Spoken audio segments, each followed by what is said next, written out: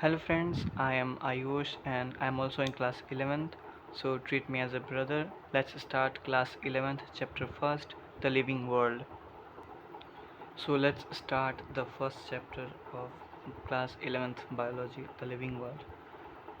हमारे पूरे पृथ्वी पे लगभग 1.7 से 1.8 मिलियन स्पीसीज होती हैं पूरी धरती पे। आपने सुना भी होगा, लोग कहते हैं कि कोई इंसान मरता है तो 18 लाख योनियों के बाद आता है, लगभग लगभग उतनी ही। उसके बाद दूसरा हमारे बुक में दिया हुआ है टॉपिक जो है बायोडाइवर्सिटी। बायोडाइवर्सिटी का मतलब होता है धरती पे पाए जाने वाले इतने विभिन्न विभिन्न प्रकार के जो लाइफ फॉर्म्स हैं, fishes, humans, dogs, cats, different तरह की जो डाइवर्सिटी है लिविंग्स में, उसी को बायोडाइवर्सिटी कहा जाता है। अब आगे बढ़ते हैं। सेकेंड थिंग है नोमेनक्लेचर। नोमेनक्लेचर का मतलब होता है नेमिंग करना। किसी भी स्पीसीज को जो कि धरती पे है उसको कोई ना कोई नाम देना नोमेनक्लेचर कहलाता है। जैसे कि हम ह्यूमंस हैं, हम हैं होमोसेपियंस। एक बात ध्यान देने लायक है कि जैसे कि मैं आदमी हूँ, आई एम अ बॉय, तो मैं इंग्लिश में अपने आप को बॉय कह सकता हूँ या फिर इंग्लिश में अपने आप को ह्यूमन कह सकता हूँ। हिंदी में मानव कह सकता हूँ, मराठी में कुछ और कहते होंगे, तमिल में कुछ और कहते होंगे, कैनेडियन लैंग्वेज में कुछ और कहते होंगे। ये जो इतनी डाइवर्सिटी है लैंग्वेजेस के अंदर, उसको हटाने के लिए या फिर यूँ कहें कि किसी भी जानवर को, स्पीसीज़ को एक पार्टिकुलर नाम देने के लिए, या फिर ताकि वो कभी भी कोई भी मतलब ये ना हो सके कि कन्फ्यूजन हो किसी को नाम को लेके, इसीलिए नोमेनक्लेचर कहा जाता है ताकि पूरी दुनिया उस नाम को एक्सेप्ट कर सके। आई एम अ होमोसेपियन, यानी कि मैं इंडिया में भी होमोसेपियन ही कहा जाऊँगा, यूएस में भी होमोसेपियन ही कहा जाऊँगा। अब देखते हैं नोमेनक्लेचर करने की जो प्रक्रिया है। प्लांट्स के अंदर international code for botanical nomenclature यानी कि ICBN करती है, और वही एनिमल्स के अंदर international code for zoological nomenclature यानी कि ICZN करती है। ठीक, अब जानते हैं टेक्सोनॉमी और इसके बारे में। टेक्सोनॉमी का मतलब क्या होता है? जितने भी धरती पे ऑर्गेनिज्म होते हैं वो अलग अलग बेसिस पे, जैसे कि उनके कैरेक्टरिस्टिक्स पे, इवोल्यूशनरी रिलेशनशिप पे या फिर जेनेटिक सिमिलैरिटीज़ पे उनके बीच क्लासिफिकेशन करना ही टैक्सोनॉमी कहलाता है। ठीक, एक और बात ध्यान देगी कि इवोल्यूशनरी रिलेशनशिप को ही फाइलोगेनी भी कहते हैं। अब देखो, जैसे कि जो टैक्सोनॉमी होता है ना, वो अलग अलग स्टेप से मिलके बना होता है। ठीक, तो ईच लेवल जो होता है, ईच लेवल ऑफ डिवीज़न होता है, उसको हम टैक्सा कहते हैं। ठीक, अब एक और चीज़ है जिसके बारे में थोड़ा जान लेते हैं। देखो, हर साइंटिफिक नेम के ना दो कंपोनेंट होते हैं, जैसे कि Homo sapiens, Mangifera indica, Felis domestica, Canis familiar. ये जो दो साइंटिफिक नाम होते हैं ना, उनके अंदर दो टर्म होते हैं। तो जो पहला चीज़ होता है, यानी कि जो लेफ्ट साइड का होता है, वो उसका जेनरिक नेम होता है, होमो, फेलिस, कैनिस। जो सेकंड होता है वो स्पेसिफिक एपिथेट या फिर यू कहे तो स्पीसीज होता है, सेपियंस और इंडिका, ये सब। अब थोड़ा इसके बारे में जान लेते हैं। जो टैक्सोनॉमिक डिवीज़न है उसको दिया था, जो इसका सिस्टम था उसको दिया था कार्लस लीनियस ने। ठीक है, फिर इसको सी लीनियस भी कहते हैं। जैसे कि मान लीजिए अगर हमारे पास कोई वर्ड है मैग्नीफेरा इंडिका, ठीक, मैंजीफेरा इंडिका, ये वर्ड मैंगो का साइंटिफिक नेम है। तो इसमें मैंजीफेरा जो वर्ड है वो एक जीनस है और इंडिका वर्ड एक स्पीसीज़ है। ठीक, अब जो बायोलॉजिकल नेम्स होते हैं उनके बारे में कुछ चीज़ें जान लेते हैं। मेनली क्या होता है कि जो बायोलॉजिकल नेम्स होते हैं वो लैटिन में ही लिखे जाते हैं। ठीक, जो वर्ड अगर हम लिख रहे हैं अपनी हाथों से, यानी कि अगर हम सेल्फ रिटन कर रहे हैं, हैंड रिटन है वो, तो वो अंडरलाइन किसी भी हालत में होना चाहिए। और हाँ, अगर स्पीसीज़ का नाम है, जैसे कि मान लीजिए कि यहाँ पर मैंजीफेरा है, अंडरलाइन ये भी है, अंडरलाइन ये भी है, लेकिन ये एक साथ अंडरलाइन नहीं है, ये अलग है यहाँ से और ये यहाँ से अलग है। तो इस बात का हमेशा ध्यान रखना होता है। एक और बात ध्यान रखना होता है कि जब भी बायोलॉजिकल नेम होता है तो जो जीनस होता है ना, वो हमेशा से कैपिटल लेटर का होता है, लेकिन जो स्पीसीज़ होता है वो हमेशा स्मॉल लेटर से ही शुरू होता है। ये हमेशा ध्यान रखेंगे, यहाँ पे जो बात लिखी हुई है। अब देखते हैं टेक्सोनॉमी के अंदर कुछ बेसिक प्रोसेसेस को।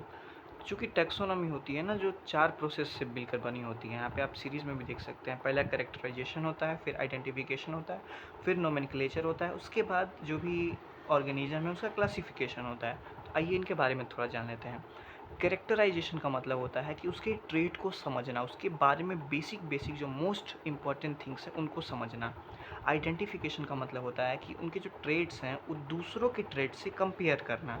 अब नोमेनक्लेचर का मतलब होता है कि आप तब कर लिए कंपेयर, अब आप उसको एक जब कंपेयर कर रहे हैं तो आप उसको ग्रुप में डिवाइड कर चुके हो, तो नोमेनक्लेचर में आप उसको नाम दे देंगे।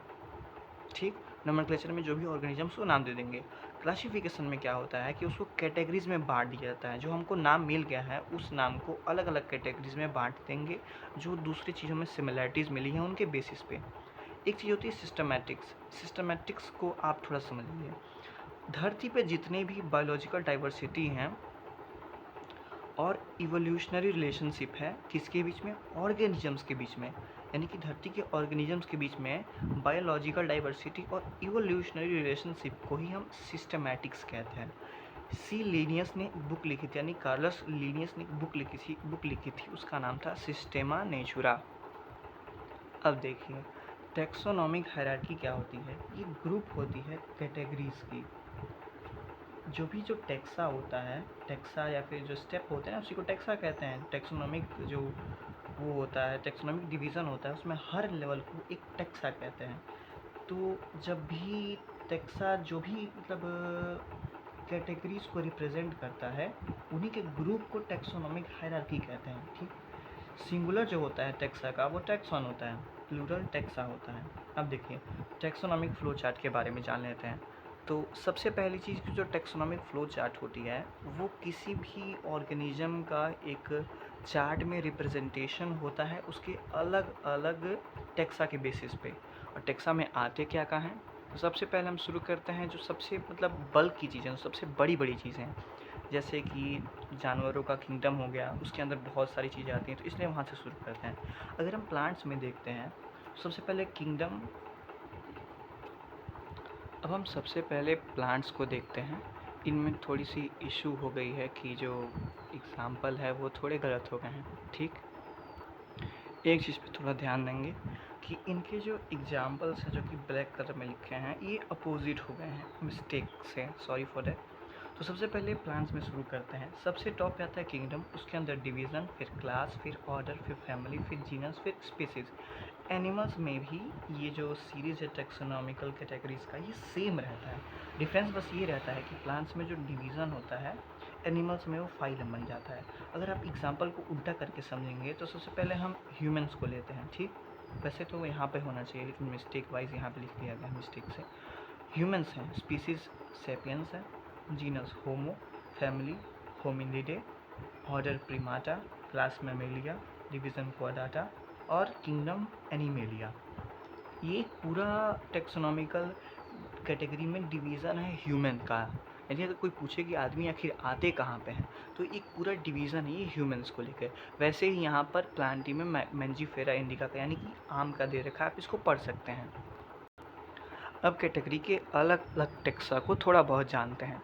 सबसे पहले आता है स्पीसीज। ठीक, जो इंडिविजुअल ऑर्गेनिज्म होते हैं उनमें कुछ फंडामेंटल सिमिलैरिटीज़ होती हैं सबके अंदर। ठीक, तो उसके बेसिस पे जो ग्रुप होता है उसको स्पीसीज कहते हैं। जैसे कि मैंजीफेरा इंडिका है, इसमें स्पीसीज इंडिका है, मैंजीफेरा जीनस है, आगे देखेंगे। अब आता है जीनस। देखिए जो रिलेटेड स्पीसीज़ होती हैं उनके अंदर कुछ सिमिलैरिटीज़ होती हैं, तो उसी कैरेक्टर्स के बेसिस पे जो ग्रुप बनता है स्पीसीज़ का उसको जीनस कहते हैं। जैसे कि एक ऑर्गेनिज्म है या फिर एक जानवर है Panthera leo lion, Panthera tigris यानी कि टाइगर। इनको जब आप एक साथ लिखते हैं तो ये एक ही जीनस के हैं और उस जीनस को बोलते हैं पैंथेरा। अब आते हैं फैमिली पे। फैमिली जो होती है वो रिलेटेड जेनरा का ग्रुप होता है। एक तरह के जो जेनरा होते हैं बट लेस देन स्पीसीज और जीनस। सिमिलैरिटीज़ इनमें भी होती हैं लेकिन जीनस और स्पीसीज के मुकाबले काफ़ी कम सिमिलैरिटीज़ होती हैं। अब देखिए फैमिली के अंदर 3 जीनस आएंगे। एक एग्जांपल के लिए सोलेनम, पेटूनिया और दतूरा। ये तीनों जो जीनस हैं वो एक सिंगल फैमिली से बिलोंग करते हैं, उसको बोलते हैं सोलेनेसी। अब एक और बात बहुत काम की चीज़ है कि जो फैमिली होती है ना उनके अंदर हमेशा सफिक्स लगा होता है। अगर वो फैमिली कोई प्लांट है तो उसके अंदर ACEAE ये हमेशा सफिक्स लगा रहेगा। और अगर कोई एनिमल है तो उसके अंदर IDEA। जैसे कि ये जो फैमिली है सोलेनेसी वो एक प्लांट फैमिली है, प्लांट की फैमिली है ना, तो उसके लिए वहाँ पर जो सफिक्स लगा है वो है A C, E, A और E। अब आते हैं ऑर्डर पे। जो फैमिलीज़ का असेंबलेंस होता है, जिनमें सिमिलैरिटीज़ तो काफ़ी कम होती हैं, जो असेंबलेंस होता है उसको ऑर्डर बोलते हैं। एग्जांपल के लिए एक फैमिली, जैसे दो फैमिलीज़ हैं, फेलिडे और कैनिडे, ये दोनों मिलकर, इनमें और भी होते हैं लेकिन ये दोनों मिलकर एक ऑर्डर बनाती हैं, उसको बोलते हैं कार्निवोरा। अब आते हैं क्लास पे।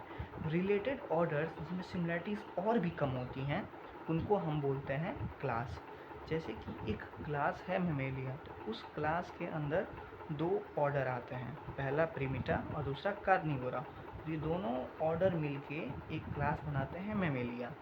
अब आते हैं फाइलम पे, जो एनिमल्स के लिए है, और डिवीज़न जो कि प्लांट्स के लिए है। सेम लेवल पे आता है लेकिन ये अलग अलग ऑर्गेनिजम्स के लिए, मतलब अलग उसके किंगडम के लिए, प्लांट के लिए फाइलम, एनिमल्स और प्लांट के लिए डिवीज़न और एनिमल्स के लिए फाइलम। जो क्लासेस है ना, उनका जो ग्रुप होता है उसको बोलते हैं हम फाइलम या फिर डिवीज़न। जैसे एग्जांपल के लिए आप अगर फाइलम में देखें, चूँकि ये एनिमेलिया का है, मेमेलिया और रेप्टिलिया, ये दो क्लास हैं, ठीक, और ये दोनों क्लास आते हैं कोर्डाटा फाइलम के अंदर। अब आते हैं किंगडम पे।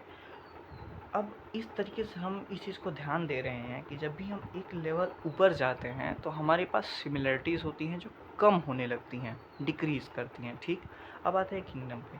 सिमिलर फाइलम जो होता है, जिनके अंदर सिमिलरिटीज़ जो होती है काफ़ी कम होती हैं, उसको हम किंगडम बोलते हैं। हालांकि टॉप लेवल पे ऐसा ही होता है। तो किंगडम के अंदर सिमिलर फाइलम्स होते हैं, जिनको फाइलम सिंगुलर होता है, प्लूरल फाइला होता है, या फिर डिवीजन्स होते हैं। जैसे के लिए ऑर्थोपोडा और कोडाटा, ये दो फाइलम हैं जो कि आते हैं एनिमेलिया किंगडम के अंदर। इस तरीके से एक अंडर 15 मिनट की वीडियो में हमारा जो चैप्टर फर्स्ट है वो ऊपर ऊपर और काफ़ी तह तक भी तैयार हो चुका है। अब ज़रा 3 नीट के क्वेश्चंस को देख लेते हैं, क्योंकि because I hope most of you will be preparing for NEET as me too aiming for NEET 2028। तो ये क्वेश्चंस काफ़ी ज़रूरी हैं, आपको बताने की ज़रूरत नहीं है। तो इन 3 क्वेश्चंस को देख लेते हैं। सबसे पहला क्वेश्चन है कि which one of the following belong to the family Muscidae. Answer होगा हाउस फ्लाई। आपको पता होना चाहिए कि जो हाउस फ्लाई होती है उसका साइंटिफिक नेम होता है मस्का डोमेस्टिका। तो ये वहाँ का क्वेश्चन है। दूसरा क्वेश्चन है identify correct scientific name of mango. देखिए ये बहुत इजी क्वेश्चन है। ऑप्शन में क्या दिया है, Mangifera indica, Mangifera indica Carlin, Mangifera indica लिन और मैंजीफेरा इंडिका, लेकिन आई कैपिटल है। ध्यान दें, मेनली आंसर मैंजीफेरा इंडिका ही होता है, लेकिन जिस साइंटिस्ट ने उस नाम को दिया होता है, प्रोवाइड करा होता है, उसका नाम साथ में लगता है। मैंजीफेरा इंडिका यानी आम को नाम दिया था लिन ने, यानी लीनियस ने, इसलिए इसके नाम का जो लास्ट नेम है इसका कार्लस लीनियस, तो लिन को ऐड करके देखा जाता है, इसलिए इसका आंसर होगा मैंजीफेरा इंडिका लिन। तीसरे क्वेश्चन को देखते हैं कि as we go from species to kingdom, यानी कि नीचे से ऊपर जब जाते हैं हम, in a taxonomic hierarchy the number of common characters will, option A decrease, B increase, remain same, में इंक्रीज और डिक्रीज। तो आपको हमने बताया भी है कि जब भी हम एक लेवल से ऊपर जाते हैं तो सिमिलरिटीज हमेशा कम होती हैं, इसलिए इनका आंसर होगा decrease. Thank you so much watching for the video, and please do subscribe the channel and show your support from commenting and liking the videos. I am also a class 11th student, and just chill the journey, dudes.